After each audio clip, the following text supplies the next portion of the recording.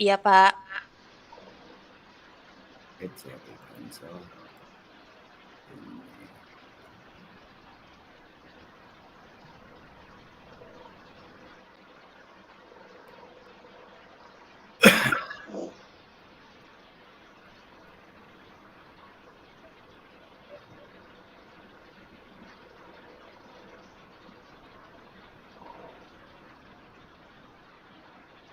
Apakah udah nampak? Udah muncul ya? Sudah, Pak. Oke ya. Oke, sebentar saya tutup.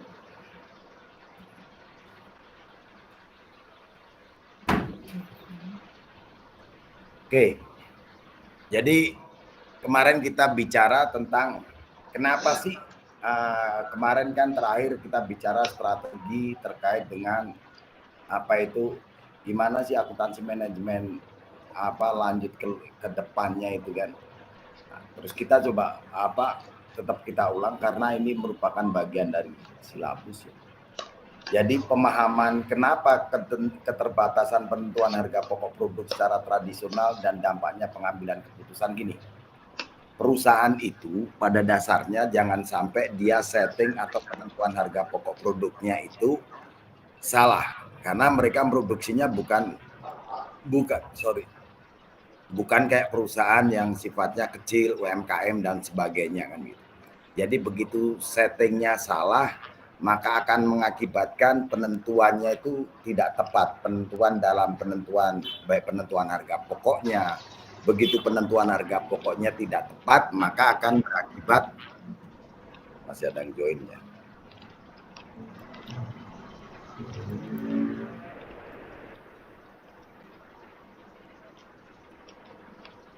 Oke. Maka mengakibatkan dalam penentuan laba pun akan menjadi salah kan gitu. Nah, kemarin kita sempat singgung sebentar bahwa penentuan harga pokok produk secara tradisional itu sebetulnya kalau kita bicara terkait dengan masalah hal tersebut, kita masih ingat bahwa harga pokok tradisional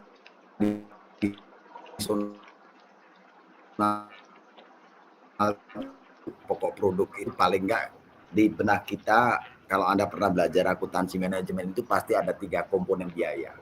Dalam konteks komponen biaya produksi, meskipun di luar itu ada biaya komersial atau sering disebut sebagai biaya keuangan, yaitu biaya administrasi dan biaya pemasaran.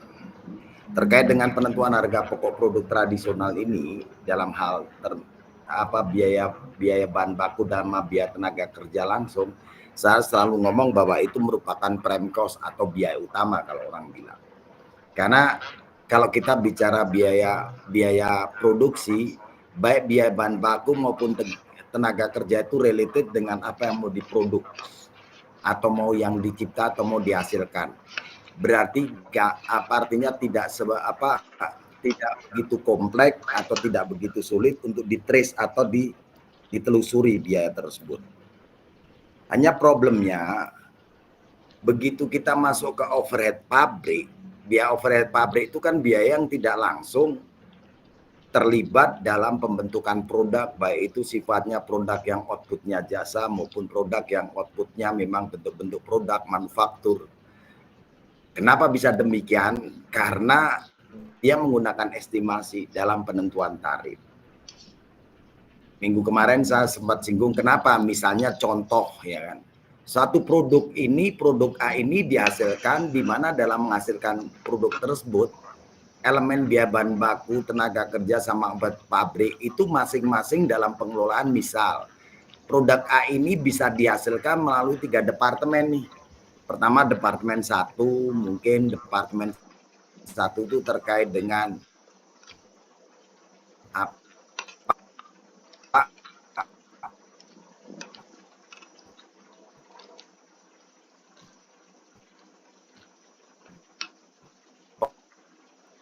pengolahan departemen. Masing di departemen ini tentunya tetap ada 3 biaya dalam menentukan harga pokok produksinya, yaitu yang terkait dengan tarif overhead pabrik. Nah, kalau pertama dulu saya sempat singgung bahwa tarifnya dipukul rata, artinya departemen 1 Tarif itu kan berdasarkan pembebanan. Hanya permasalahannya pembebanan ini yang sebagai dasar pembebanan ini nggak tepat. Kalau dulu kan dibebankannya semuanya sama, sehingga ada istilah baru, ada istilah kalau di akuntansi biaya itu sebagai tarif tunggal. Dan itu ternyata banyak koreksi. Terus akuntansi tradisional itu juga melakukan lagi kan. Biasanya melakukan, oh ya berarti ada koreksi berikutnya menggunakan tarif berdepartemen. Tujuannya supaya departemen 1 apa sih menjadi basis dasar pembebanan tarif untuk overhead pabrik, 2 dan 3 artinya di dalam komponen biaya produksi tersebut masing-masing biayanya ini baik bahan baku tenaga kerja nggak ada problem. Karena dari bahan baku menjadi barang setengah jadi, barang jadi, tenaga kerjanya juga udah ketahuan. Yang harus Anda perhatikan adalah overhead pabrik ini dasar pembebanannya. Tujuan penggunaan metode tradisional itu kan sebetulnya karena belum begitu kompleks produknya, belum semuanya nuntutnya masih product oriented, bukan market driven, artinya market oriented kan. Sehingga banyak mengalami kendala-kendala permasalahannya dalam konteks ini. Nah, terus khususnya di overhead pabrik ini, biaya overhead pabrik itu penyerapannya begitu luas.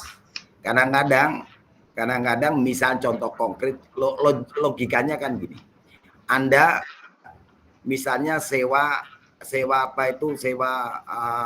tempat di Plaza Senayan.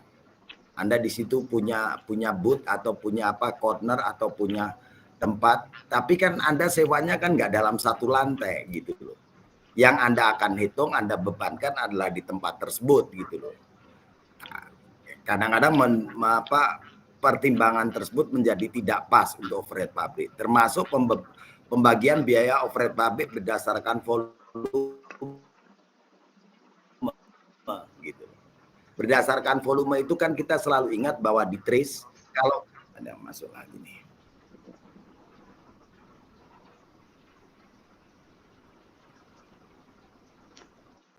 Kalau misalnya kapasitas produksinya 1000 atau 100.000, berarti kalau udah di atas 100.000, otomatis tentunya pasti fixed cost-nya maupun biaya variabelnya bisa jadi berubah, kan gitu. Logika sederhana bahwa semakin banyak produksi kan harusnya biaya variabelnya semakin kecil, ya kan, sehingga harganya bisa jual kan gitu. Termasuk penggunaan untuk rate overhead pabrik ini yang saya bilang tadi, kita kadang-kadang masuk di dalam biaya yang sebetulnya udah melewati range tertentu tapi masih diperlakukan dalam biaya overhead yang sama. Misalnya tadi saya bilang, mesin ini dalam satu mesin ini, mesin pertama itu kapasitas produksinya itu 100.000 itu kapasitas absolut atau normal. Itu kalau absolut berarti semuanya kepakai dan itu biasanya jarang digunakan. Nah, biasanya ada space. Taruhlah misalnya pun pakai absolut, mereka nggak boleh lebih dari 100.000 produksi dalam setahun. Atau misalnya taruhlah 120.000 berarti per bulan kan 10.000, ya kan?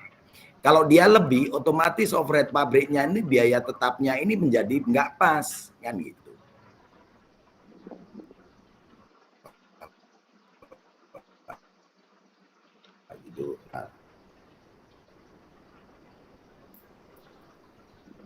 Udah nggak bisa masuk ya, sehingga apa yang terjadi?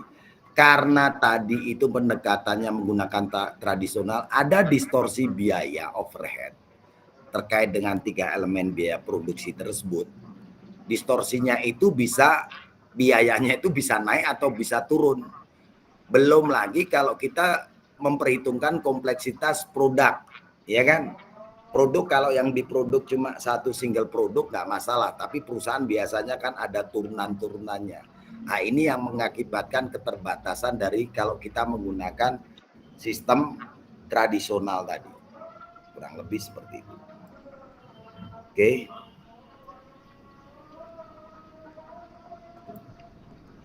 Ada yang mau ditanyakan sampai di sini? Halo?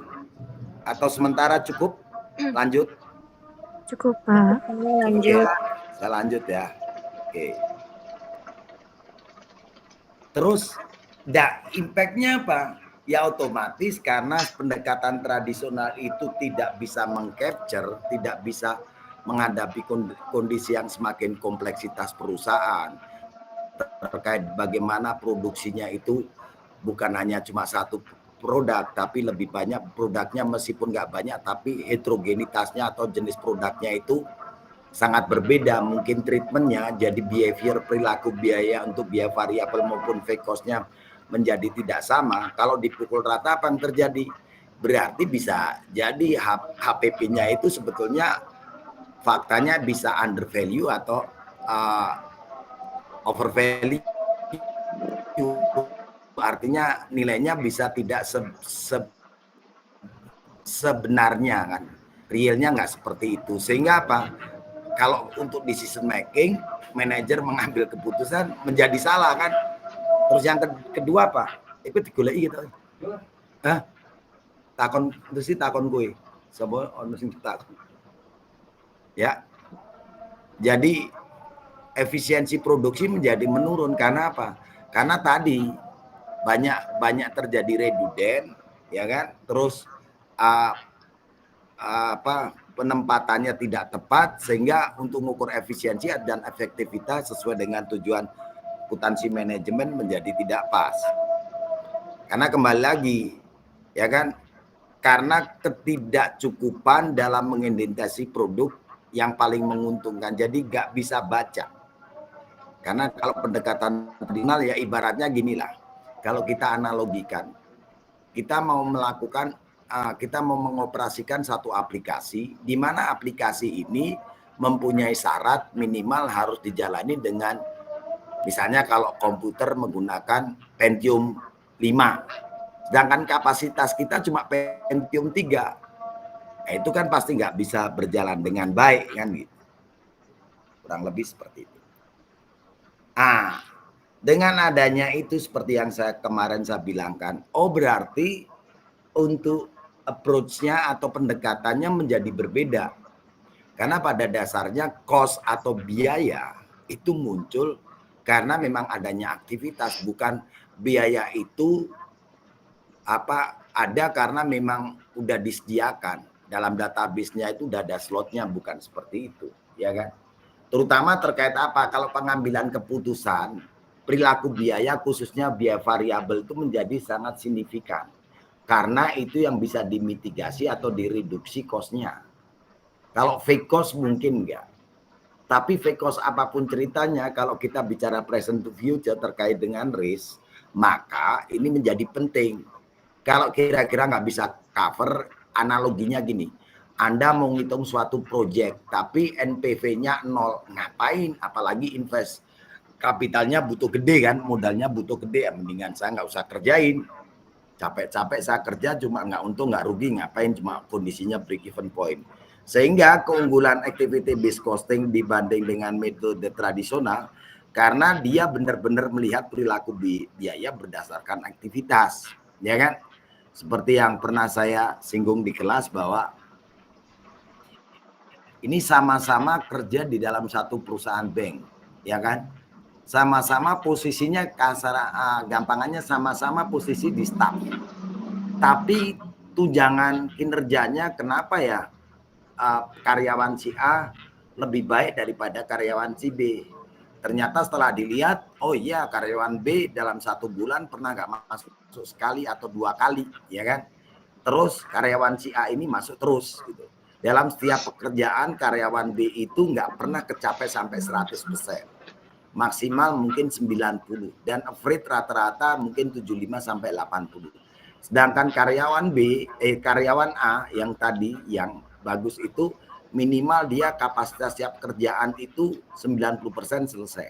Dan rata-rata seringnya dia selesai finish dalam 100. Otomatis kan effortnya berbeda. Sehingga apa? Sehingga bisa di-trace. Analogi lagi misalnya terkait dengan masalah sama-sama pergi ke dokter karena sakit, ya kan, Mbak. Misalnya demam, karena yang satunya pergi ke puskesmas, yang satunya pergi ke dokter swasta atau ke rumah sakit swasta, di mana satu mungkin bukan mungkin, apa artinya, mungkin secara penyakit, bukan mungkin, penyakitnya sama, tapi kenapa harganya jadi berbeda? Karena penanganannya satu, mungkin dokter yang di rumah sakit swasta ini dan rumah sakit itu sudah terkenal, sehingga dia pengalaman jadi dokternya udah cukup lama, dia punya kompetensi bidang tertentu, dan mungkin obat yang dikasihkan berbeda. Tentunya bukan obat yang dikasihkan berbeda, dari strata yang jadi dokternya ini aja udah beda, ya kan? Gampangannya gini, satu diajar sama anak lulusan S1, satu diajar sama profesor, tentunya kan nilainya akan berbeda, kurang lebih seperti itu. Maka dengan itu activity based costing ini menjadi keunggulan untuk di kondisi yang sekarang. Nah, sampai di sini jelas ya? Halo? Jelas, Pak. Oke, sekarang kita masuk ke penentuan harga pokok produk, terutama di perusahaan yang maju. Perusahaan-perusahaan yang sekarang basisnya udah pakai manufaktur, udah pakai mesin, udah menggunakan teknologi, ya kan? Nah, berarti ini menjadi penting semua, ibaratnya kalau kita set up-nya ini harus ini, habis ini kemana, jangan sampai misalnya ini macet, misalnya di bagian finishing, apa yang harus dilakukan, di bagian pengelolaan, terus di bagian pemilahan, ya kan, dan sebagainya, contohnya kan seperti itu. Ini semuanya punya aktivitas, dan setiap aktivitas itu nggak boleh yang sifatnya redundant. Redundant itu diulang-ulang. Kayak zaman dulu kita mau ngurus KTP, kalau zaman Anda mungkin nggak, kalau zaman saya kan ngurus KTP harus ke Pak RT-nya dulu. Begitu Pak RT udah tanda tangan, baru ke Pak RW, baru ke kelurahan, ya kan, apalagi nulis surat kelakuan baik itu sampai dengan kecamatan, sampai dengan kepolisian. Dan biasanya kalau kita mau langsung ke kelurahan, kalau belum tanda tangan RT RW nggak bisa. Tapi dengan adanya teknologi begitu cepat itu bisa memitigasi. Ya, balik lagi dalam penentuan harga pokok manufaktur yang maju ini, maka activity based costing menjadi salah satu.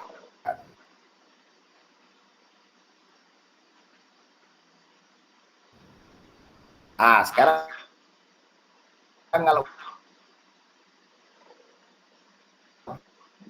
kita bicarakan nih, gak semuanya saling terhubung, ya kan? Ada bagian apa itu training, ada bagian program manajemen, semua punya andil masing-masing, dan itu kumpulnya di database. Mungkin kalau sekarang ya perusahaan-perusahaan yang gede bisa disimpan di cloud, mereka simpan dan sebagainya. Karena data itu menjadi penting. Nah, ini artinya kembali lagi, kalau untuk metode tradisional kita menentukan dalam penentuan harga pokok semakin kompleks seperti ini ya tentunya beda. Ini contoh konkret kalau kita bicara di industri asuransi aja. Di industri asuransi itu dengan adanya penerapan IFRS 17 terkait dengan nilai kontrak, kan kalau dulu kita beli asuransi ya udah beli, kita beli unit link udah beli. Tapi permasalahannya unit link meskipun yang menentukan adalah nasabahnya sendiri. Oke Pak, saya bayar 1 juta premi, tapi untuk yang investasi 700, yang 300 untuk protek. Oke. Untuk perkembangannya ngitungnya ini kan kadang-kadang kan kita nggak jelas. Kalau kita menghitung apa perusahaan harus ngelaporin dengan begitu banyak kan butuh teknologi. Makanya sekarang akan dipisah dengan adanya kontrak tersebut. Artinya di kontrak polis tersebut yang benar-benar sebagai proteksi mereka akan disingkirkan, karena itu memang tujuannya mereka beli polis untuk mengcover kalau dia sakit, kalau dia meninggal, kalau dia ada gangguan keuangan. Gangguan keuangan itu diakibatkan apa ya, banyaklah faktor sehingga dia tidak bisa bekerja, dia habis itu apa yang bisa di cover. Secara akuntansi itu kan harus dipisah, nggak boleh dicampur aduk. Belum nanti nih misalnya polis yang kumpulan atau polis yang perorangan, terus dia minta saya pengen beli asuransi tapi saya pengen di covernya di kelas VIP, fasilitasnya apa dan sebagainya. Kalau cuma kan konsumennya 1 atau 2 atau 3 atau 4 atau sampai 100.000 mungkin bisa cover. Tapi kalau udah jutaan kan nggak bisa, sehingga mesin harus ngitung. dasar untuk bikinnya apa coding program itu kan tetap mereka harus ngerti aturan main, basis aturan main dalam penentuan tadi terkait dengan harga pokok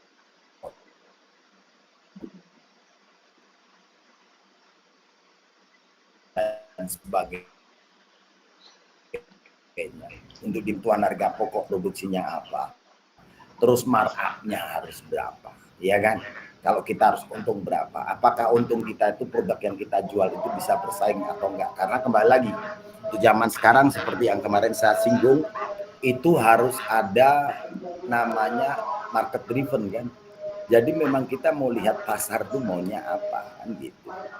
Kalau pasar maunya udah kita tahu, oh pasar maunya gak ribet nih produknya, simple, terus harganya juga fleksibel, akan kita harus bikinin produknya. Kalau di jasa asuransinya dia masih bisa beli asuransi tapi covernya mungkin sedikit. Sama juga kalau kita beli produknya juga sama, yang penting ini sama-sama handphone tapi fiturnya mungkin berbeda. Kalau fiturnya berbeda tentunya kayak sama juga engine-nya, misalnya prosesornya berbeda dan sebagainya, tentunya akan kecepatannya berbeda. Karena kembali lagi itu nggak bisa dihindar, namanya ada harga, ada kualitas kan gitu. Ya. Nah, kalau kita mau mencapai global, ini kalau dari apa gambaran perusahaan manufaktur itu ke depan kan seperti itu. Jadi achievement untuk mencapai kepuasan konsumen, jadi orientasinya kan ke konsumen. Berarti kita harus punya apa? Misalnya apa? Terkait dengan manufaktur, ya kan? Supply-nya ini, supply chain, rantai supply untuk bahan bakunya itu harus benar-benar nggak ada barrier, nggak ada hambatan. Artinya kita kalaupun kita impor dan sebagainya ada jaminan. Terus yang kedua terkait dengan SDM-nya ini, bahan bakunya kan. SDM-nya itu juga mereka akan cari SDM yang punya kompeten, yang handal kan itu. Kalau dia nggak handal kan juga susah. Termasuk performance mesinnya, ya artinya jangan pakai mesin yang masih jadul kan. Kita lihat sekarang kan banyak, ya kan. Kalau dulu kan mesinnya gede-gede tapi jalannya pelan. Analoginya gini lah. Kalau dulu kita zaman saya waktu kuliah tuh yang namanya komputer tuh masih pakai PC, komputernya gede, layarnya masih bentuknya cembungan gitu kan. Terus layarnya bentuknya masih green, ya kan. Kalau ngetik masih under DOS, belum under Windows kan. Artinya itu pun nggak begitu cepat, ya kan. Nah, kalau misalnya performanya bisa bagus untuk mesinnya atau pendukungnya, otomatis kualitas produk yang dihasilkan akan menjadi bagus, ya kan. Jadi dengan ini berarti apa, kemungkinan tidak ada defect atau cacat produk yang dijual di pasar karena semuanya bisa berjalan on the track. Tapi dengan catatan kembali lagi semua harus berdasarkan SOP, ISO-nya harus jalan. Sekarang harus ada standarisasi semuanya. Nah, itu yang dituntut karena apa? Ya seperti yang selalu kita bilang bahwa kita harus kualitasnya harus lebih baik dengan yang lain dan harus cepat. Saya kasih contoh. Dalam penentuan harga pokok produk misalnya Kak, kemarin sempat saya singgung tuh. Hyundai itu pengen bahan bakarnya pengen nggak pakai mobil listrik kalau salah. Tapi dia juga menghindari bahan bakar yang sekarang dipakai. Mungkin dia pakai semi kimia dengan campuran plastik dan sebagainya sehingga membentuk suatu bahan bakar. Itu pernah kan, kebetulan saya punya teman anaknya lagi S3 juga penelitian karena dia di kimia, jadi itu nanti hasilnya riset mereka itu akan dijadiin bahan bakar untuk kendaraan-kendaraan, dan temuan itu kalau terjadi maka akan memitigasi. Meskipun satu sisi tetap biasanya kalau bikin produk suatu itu kan kita harus lihat impact. Salah satu yang sekarang lagi ngetrend dan semuanya larinya arahnya ke sana yaitu go green. Artinya jangan sampai lingkungan itu jadi tercemar karena itu punya impact yang lebih besar cost-nya ketimbang profit yang kita hasilkan atau revenue yang kita hasilkan. Salah satunya nih, kita lompat dulu. Misalnya sekarang itu kan emisi karbon, ya kan? Kalau Anda suka ingat, kadang-kadang mobil itu harus diuji emisinya. Apakah knalpotnya itu asapnya ini melebihi apa emisi karbon yang udah ditentukan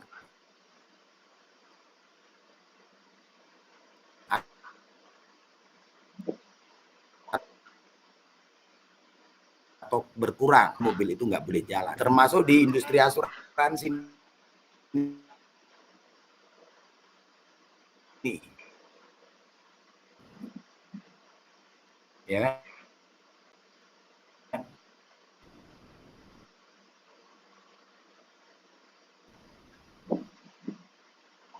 kan mereka oleh Kementerian KLH, maka dia akan kena penalti, ya kan? Makanya banyak yang mereka bikin suatu penghijauan atau dia recycle dari daur ulang dari produk-produk artinya sisa-sisa limbah yang ada di pabrik itu harus didaur ulang supaya nggak ada pencemaran. Karena ini menjadi penting karena ini bagian dari ekosistem dunia. Kalau kita bicara lagi, paru-paru dunia itu yang terbesar kan ada dua, ya kan? Selain Amazon, hutan Amazon termasuk hutan Kalimantan kita kan gitu. Ya. Ini kurang lebih kalau cerita yang tadi saya ceritain bahwa semua itu harus market driven, semua itu harus benar-benar dilihat pasnya. Nah, ini termasuk kalau kita bicara tadi terkait dengan activity based costing tadi, ini embedded dengan karakteristik lingkungan manufaktur. Terkait dengan metode, apakah dia menggunakan TAI, Total Quality Management, atau TPM, atau JIT, Just in Time, yang kita suka nanti bicarakan just in time itu dengan kata lain ya kalau konsumen misalnya, konsumen mau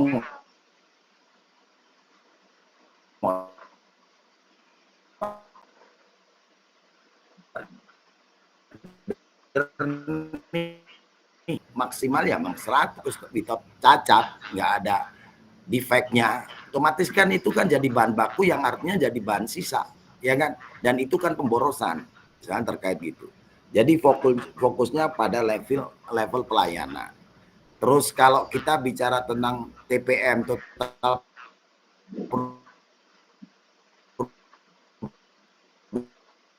production, gimana caranya ya jangan sampai mesin-mesinnya gampang rusak dan sebagainya, ya kan? Terus jangan sampai nanti di split dan sebagainya kan gitu. Karena apa? Karena semuanya itu kembali lagi tujuannya kalau just in time itu adalah zero stock tanpa ada inventaris.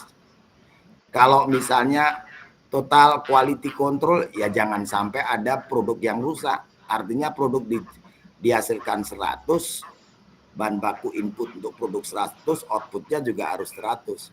Kalau terkait dengan total industrial engineering, yaitu itu terkait dengan masalah jangan sampai waktu idle. Banyak idle apa maksudnya idle time. Bahasa kerennya wasted time. Jadi jangan banyak waktu yang nganggur setiap tahapan-tahapan. Karena kembali lagi prinsip orang dulu kita bicara tentang masalah time is money, waktu adalah uang. Jadi jangan sia-siakan. Semua tadi dari total TQM tadi, baik itu total quality control, total productivity, dan just in time maupun TAI, total industrialisasi, atau total industrial engineering, tujuannya semuanya untuk menciptakan nilai. Dan nilai ini diciptakan dengan melibatkan semua yang terlibat, yaitu baik dari level yang paling tinggi maupun rendah. Misalnya kalau diproduksi ya dari kepala produksi atau direktur produksinya sampai karyawannya dan semuanya, semua yang terlibat itu punya kapasiti. Sehingga semua kegiatan itu nggak ada yang idle, akhirnya menghasilkan produk yang sesuai dengan harapan perusahaan, ya kan? Sehingga endingnya adalah menghasilkan kualitas yang bagus dan akhirnya memberikan harapan kepuasan konsumen. Kalau kita mau jualan produk yang bagus itu artinya apa? Ya kalau kita bikin timbangan neraca harusnya lebih berat value-nya daripada harganya. Jangan harganya tinggi, value-nya rendah, ya kan? Artinya harus lebih berat value-nya daripada apa itu harganya, ya kan? Misalnya kita bikin produk, kualitasnya bagus, harga terjangkau, itu pasti rame, demand-nya pasti akan diminta, kurang lebih seperti itu. Sampai di sini ada yang mau ditanyakan?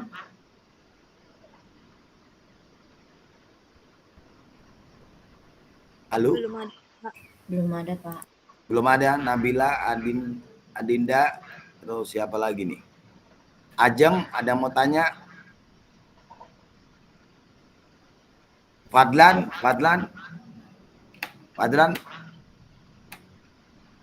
Belum ada, Pak. Belum ya? Oke. Ya. Jadi ini menjadi penting, Pak. Berarti kalau sekarang itu di perusahaan itu terlepas mungkin banyak yang kemitigasi kan, apalagi dengan peran teknologi informasi.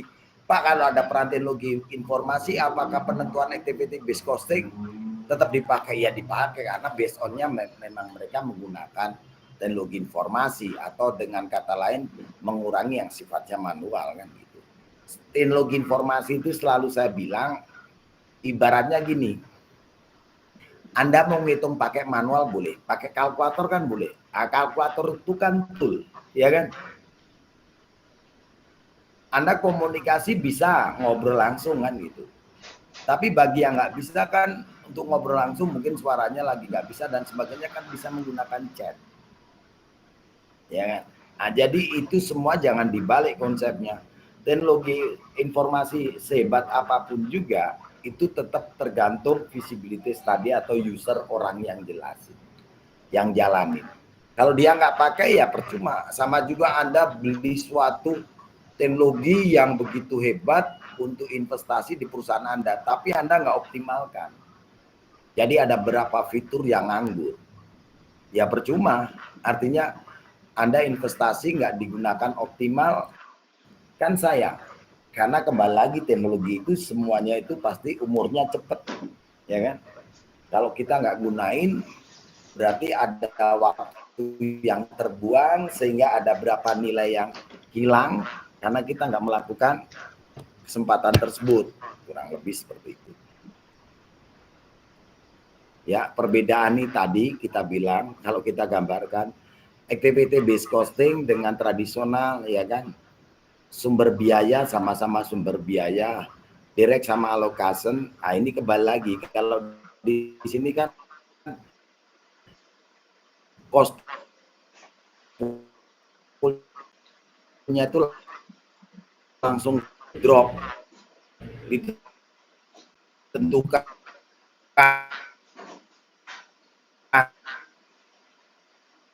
dan sebagainya. Tapi kalau ini poolingnya tetap beraktivitas, ya kan? Sehingga di sini udah ditentukan, oh langsung seperti itu.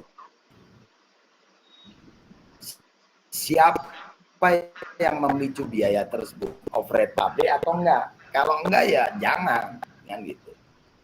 Karena apa? Dia nggak terlibat dalam satu produk tertentu untuk komponen atau aktivitas tertentu, ya Anda jangan charge untuk masuk. Mentang-mentang setiap produksi di situ, iya. Analoginya tadi sama. Anda sewa di Plaza Senayan, Anda cuma sewa ukuran booth 4 kali 4 meter, masa dibebanin dalam satu lantai kan enggak, ya kan? Yang dibebanin pasti yang Anda gunakan, yang nggak digunakan kan enggak. Sama juga Anda beli bahan baku 1.000, yang dipakai 500. Yang menjadi dasar pembebanan harga pokok produksi kan yang 500, bukan yang 1.000, karena yang 500 sendiri masih di gudang gitu loh. Jelas ya? Oke, lanjut lagi.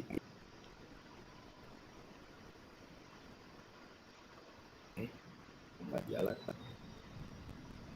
Nah, ini contoh perhitungan. Contoh, ini yang mau saya ceritain sebetulnya di sini nih poinnya. Ini angkanya Anda nggak perlu Pak, ini angka dari mana nih, karena ini belum soal teknis, tapi saya cuma ngasih contoh bahwa secara tradisional itu sebetulnya kan sama, ya kan? Direct cost itu kan biaya produksi langsung, itu kan biaya langsung itu kan bahan baku sama tenaga kerja sama. Misalnya sama-sama punya pendapatannya 1.000, 100, dia 100. Kita waktu gross profit sama. Tapi waktu kan indirect cost, ini kadang-kadang indirect cost itu langsung ditentukan, tapi nggak di breakdown. Di mana administrasi, produksi, sama deliver ini kan, ternyata setelah di breakdown itu kita yang terlibat tuh sampai ada biayanya 16. Bukan ini overhead pabrik bagian yang ada di produksi. Ya udah, karena di situ kan ada pembagian bebas nantinya. Kurang lebih seperti itu. Nah, sekarang kalau kita singgung sebentar just in time itu bahasa kerennya tadi zero inventory atau zero stock. Kita nggak perlu. Nah, ini biasanya kalau ditentukan di Indonesia juga susah, meskipun kita punya tempat yang namanya di mana itu misalnya kawasan peringkat Nusantara, atau harusnya kan misalnya kayak di M200 2000 atau di daerah Bekasi atau Cikarang, itu kan harusnya dari gudang, pabrik, bahan baku semuanya ada di situ, ya kan? Karena untuk apa? Untuk bisa produksi cepat kan gitu. Faktanya kan nggak seperti itu. Faktanya kadang-kadang kita bahan baku kita beli, terus kita lewat tol. Kadang-kadang kalau nggak lewat tol macet dan sebagainya. Makanya akan menimbulkan biaya, karena namanya biaya itu bisa naik itu karena keterlambatan. Jadi ada faktor-faktor yang bukan 100% dari produksi. Kenapa biayanya jadi membengkak? Karena kita keterlambatan dalam mengirim produksi atau apa tertentu, sehingga kita kena final. Kurang lebih seperti itu.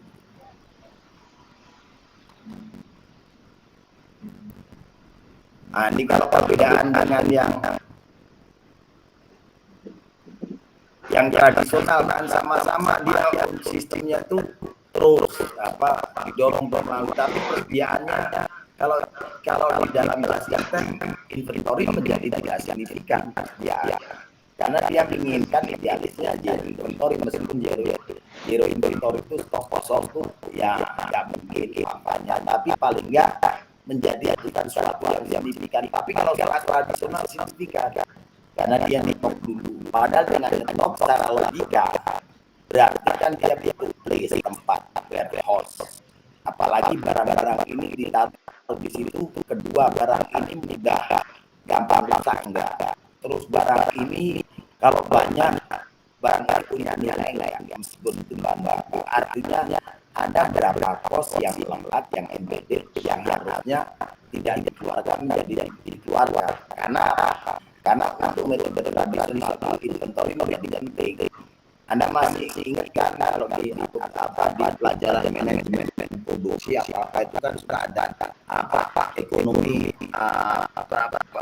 pemesanan ekonomis, ada harus ada persediaan, artinya harus ada stok, jangan sampai kosong banget kan gitu. Padahal di zaman sekarang mungkin akan jadi berbeda. Kenapa kita nyetok? Kalau produksinya cuma segitu, ya udah kita produksi aja seperti itu. Pak, nanti kalau beli lagi barangnya mahal, kalau barangnya mahal tinggal dibiarkan kan gitu. Pak, kalau jas harganya susah bersaing, yang tinggal dibalik. Yang tadinya kita menentukan penentuan harga jual menggunakan cost plus pricing, ya kan? Tadinya berapa biaya bahan baku dan sebagainya, total ditambahkan dengan biaya yang lain, keuntungan berapa harus dijual. Pertanyaannya kan kembali lagi waktu saya bicara di kelas kan. Kalau di kan kita harus bisa bersaing. Produk kita sudah di pasar. Kita udah capture apa maunya pelanggan, apa maunya konsumen. Tapi kalau harganya nggak bisa bersaing, ya siapa yang membeli? Karena kan ujungnya pasti harga. Permasalahannya adalah misalnya itu harganya. Oke. Tapi misalnya kita sebagai pemain baru, produk kita juga dikenal, ya. Supaya produk kita dikenal gimana caranya? Ya produk harus banyak beredar di pasaran. Supaya produknya bisa beredar di pasaran gimana? Ya hanya welcome. Kalau di pasar welcome kan susah, ya kan? Ya sederhananya sama cerita selisih beras aja kilo, pembeli bisa salah, cuma selisih beras. Iya, tapi kan mereka kuantiti. 1.000 perak kilo dia belinya 100.000 ton. Kamu udah ketahuan, ya kan? Ada segi kurang lebih seperti itu. Terus kalau tenaga kerja itu kalau dia sistem berarti dia spesialis khusus, dia multi talenta, interdisiplin. Tapi kalau misalnya tenaga kerja yang apa itu spesialisasi misalnya bagian contoh kalau dulu itu misalnya kita butuh batu dia bagian kanting, dia bagian jahit, dia bagian misalnya dia bagian packing. Sehingga kalau levelnya di tradisional sepanjang dia masih sensitif bisa dibayar ya oke. Tapi kalau misalnya total seperti kan tadi ya 4 prospek atau 15 yang dia ceritakan 4 itu semuanya harus sensitif gitu ya. Dan terakhir ya biasanya kalau tradisional semuanya masih besar ya jadi satu punya dalil sentral apa satu dan dalil penting. Akhirnya masalahnya kalau gitu jadi apa? Di sisi pengadilan dan keputusan jadi dilabatkan harus memutar jalur usaha running. Memang ada sebenarnya plusnya semuanya berbobol. Tapi jadi dia nggak bisa menangkap perubahan atau ketetapan dalam mengambil keputusan hingga banyaknya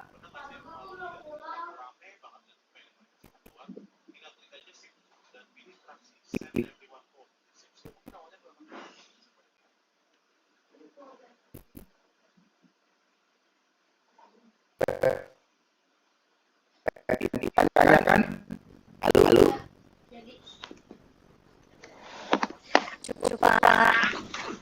cukup ya saya sudah masih masih di apa lagi ada tempat lain kalau cukup ini katanya masih ada nggak sih PPT-nya masalah ada habis oh ya udah habis kalau cukup mungkin sampai di sini dulu ya nanti PPT-nya saya ambil juga ya kalau mau ada yang tanyakan oh ya saya ingetin ya yang hari ini masuk tolong ketua kelasnya ya dia absen pakai Excel aja nanti kirim ke saya nggak mungkin saya baca satu-satu oke saya baca aja deh berita sama Eka Tira Adit oke dari Rani Ayu